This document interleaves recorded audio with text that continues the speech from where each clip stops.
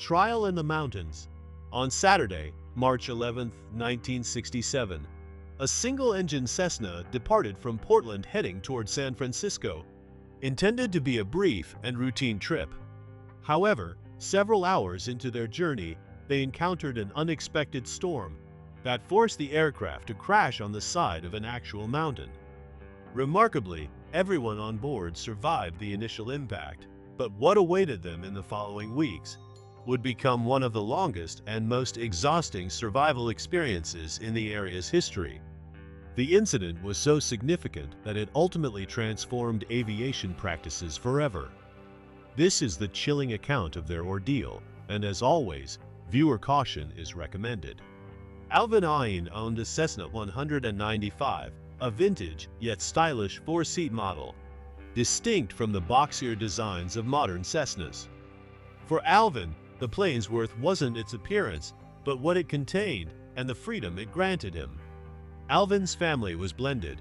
His wife Phyllis brought her daughter Carla, and Alvin had grown sons from a previous marriage. One of these sons, Alvin Jr., age 3, was expected to have a layover in San Francisco, providing the perfect reason for the family to fly down and visit him. After all, owning a plane meant little if it wasn't used to spend cherished moments with loved ones. At 59, Alvin had already led a rich life. He began as a lumberjack, mastering survival skills and wilderness trekking, before becoming proprietor of Portland's Clifford Hotel. His business supported his family, granting him time to enjoy both them and his passions, one being piloting. Stories describe Alvin as meticulous with his aircraft, personally handling cleaning and much of the upkeep. Accompanying Alvin on this trip were 44-year-old Phyllis, a nursing graduate from Northwestern University, and 15-year-old Carla, who was not enthusiastic about the journey. She would have preferred to spend the weekend with her boyfriend, but Alvin Jr., his demanding role as a Delta Airlines pilot, made visits scarce. So, on that Saturday in March 1967, they departed for San Francisco. Despite Alvin's outdoor expertise and careful piloting reputation, the family's survival kit was inexplicably left behind. Whether forgotten in the hurry to meet Alvin Jr. or overlooked, at the time it seemed insignificant. The route was short and familiar, one Alvin had flown many times before. But this oversight would soon reveal itself as disastrously unlucky.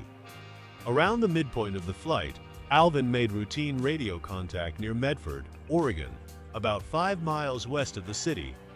Their next scheduled stop was Red Bluff to refuel before completing the final 860-kilometer stretch to San Francisco. Back in the 1960s, navigation for private pilots wasn't as advanced as today's technology. Yet one constant from then to now is the use of visual landmarks. Even today, many pilots rely on highways, rivers, railways, and other recognizable markers. Simple lines to follow across the landscape. Heartbreaking revelation. On April 30th, nearly 2 months after the crash, Carla wrote, "This is my 16th birthday. I hope you're happy, search and rescue. You haven't found us yet." Though grim, her tone seemed tinged with sarcasm, because within the same journal entry, her birthday wish was for them to be discovered. Clearly, if anyone had reason to be sarcastic at that stage, it was her. Then, 4 days later on May 4th, the final entry read, "It's a bright and drizzly day. We are completely soaked." After this, the calendar entries ceased, with one note explaining that they were growing too weak to continue marking the days and that their survival time was likely limited. So, while the exact date of their deaths remains unknown, they did perish. Their bodies remained frozen and motionless, but their story lived on. Despite surviving at least 54 days, Alvin Jr. kept flying mission after mission for 107 days, searching tirelessly. It wasn't until June 26 that he was finally compelled to halt the search due to dwindling savings and the need to resume work. Months passed until the first week of October when Floyd Bowling, a deer hunter, accidentally discovered the plane's wreckage. This was the FAA flight log Carla had used as a makeshift diary, chronicling every moment of their ordeal in the mountains. Alvin Jr. returned to Redding and sold the diary's contents to the Saturday Evening Post to share Carla's story with the world. His two brothers joined him, and the three ventured into the woods to camp near the crash site as they continued searching for their father. He had to be somewhere nearby, and they were determined to find him. Some reports suggest they still hoped he was alive, but the crash site was only 8 miles from the closest highway. If Alvin had been capable of moving, he surely would have been found by then. Whether this was journalistic embellishment or the brothers' reluctance to admit what they already suspected remains unclear. Regardless, they found no trace and eventually had to return to their jobs to support their families. Before dying, he had arranged an arrow on the ground made from tree branches pointing toward the crash site, hoping someone passing by might notice it. He even hung his gloves on a tree, hoping they would catch the attention of travelers, but no one saw them. In a straight line, he was merely a quarter mile, or roughly 400 meters, from the crash location when he succumbed to the cold. Even more tragic is the possibility that his sons may have walked through that same field multiple times without seeing him among the grass. Perhaps he intended to document his path to help rescuers find the plane, though there is no known information about what, if anything, survived on the film. Following these events, Alvin Jr. was openly critical of the rescue efforts, calling them disorganized, poorly managed, and ill-prepared. He believed they had given up too soon and that far better preparation was possible. Moreover, additional measures could have prevented such tragedy. Had the family possessed one, they likely would have been rescued within hours, and most of the rescue effort would have only required walking the half-mile from the nearest road to the crash site. This is where Carla's diary became pivotal. Colorado Senator Peter Dominic read her story in the newspaper. In December 1970, President Nixon signed Federal Aviation Regulation 91.207 into law. 3 years later, it became compulsory for all civil aircraft operating from government-funded airports to carry emergency beacons. Carla's journal, along with her family's collective efforts, has since indirectly saved thousands of lives by enabling faster medical response and locating those in distress. Her sorrowful journal personalized the issue and helped drive important change, something we can all appreciate. Blinding storm descent. If you've ever spotted a Cessna flying alongside a highway while driving, you've witnessed this scenario firsthand. Alvin would have relied on his eyesight just as well, but before they could approach Red Bluff, the weather abruptly shifted, stripping away any false reassurance Alvin might have held. In an instant, they were engulfed in a total whiteout snowstorm.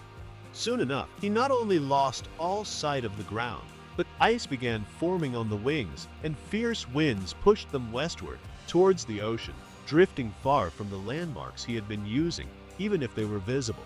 This is among the most perilous conditions a civilian pilot can encounter and accounts for nearly half of all general aviation accidents.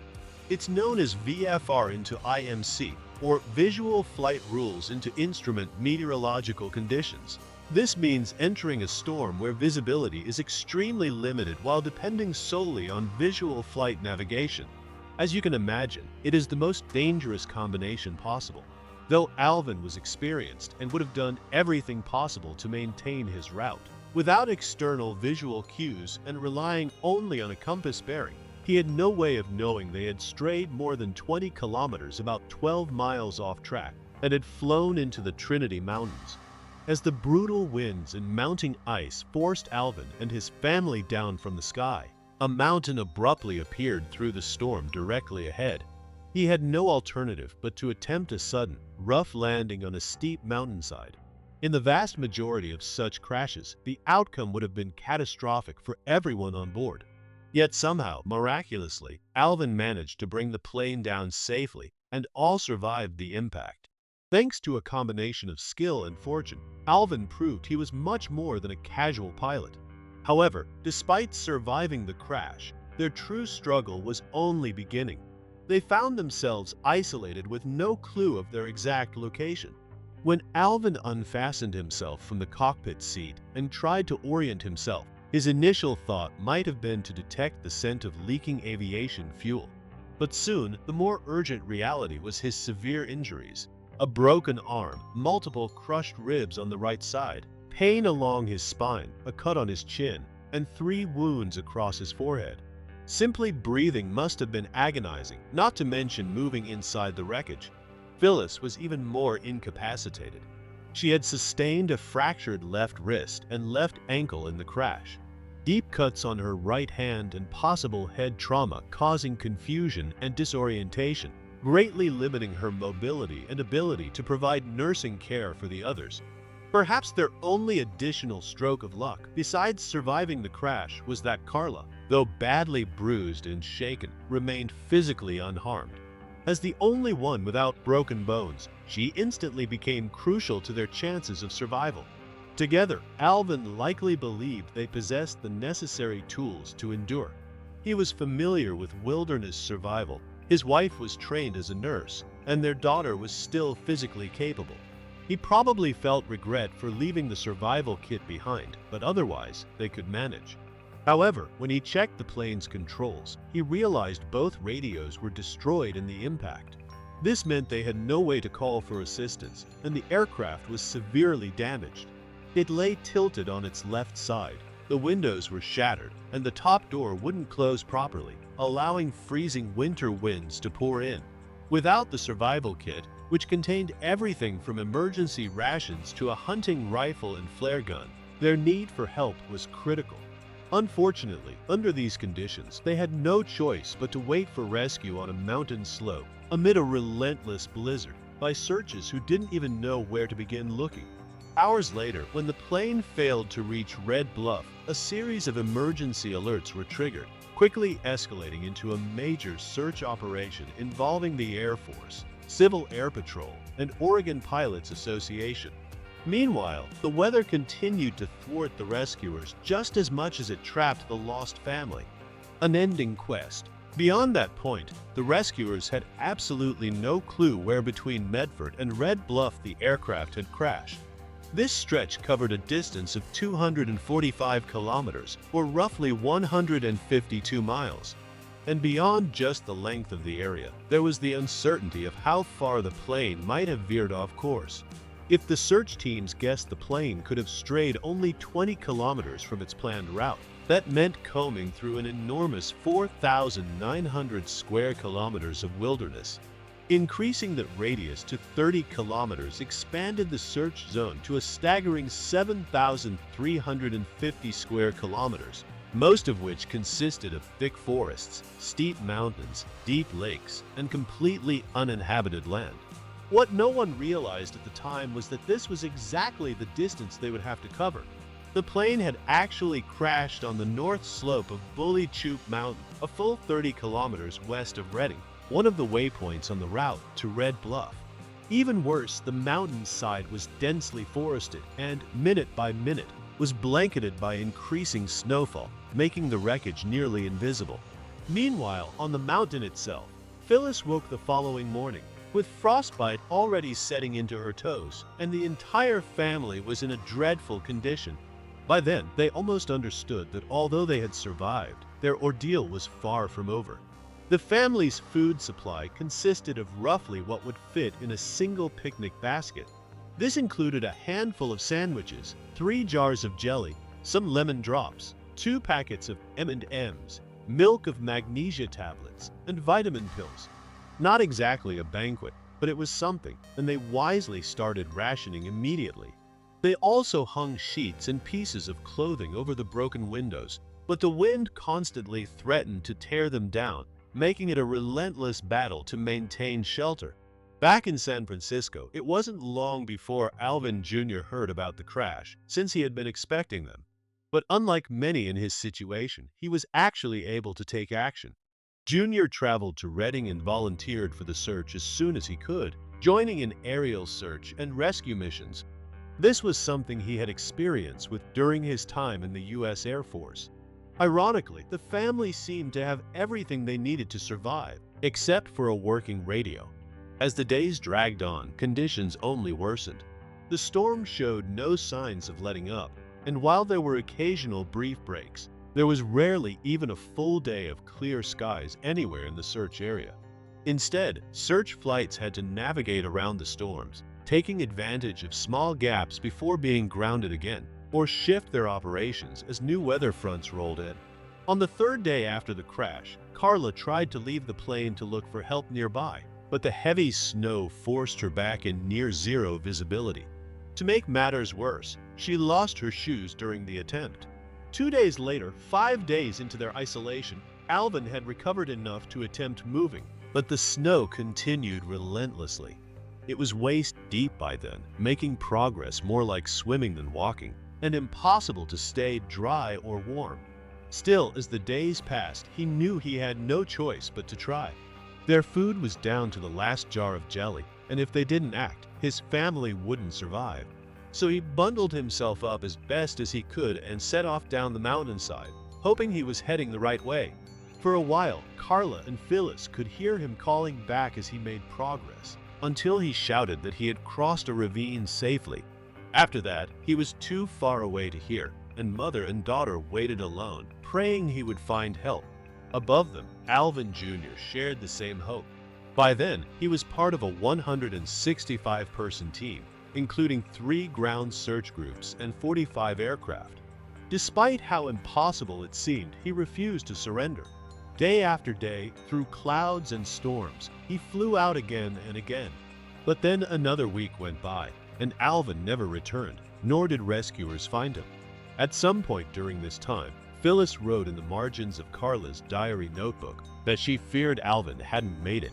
By the end of the second week, the rescuers reached the same conclusion and called off the search after nearly 600 hours of flight time across hundreds of missions.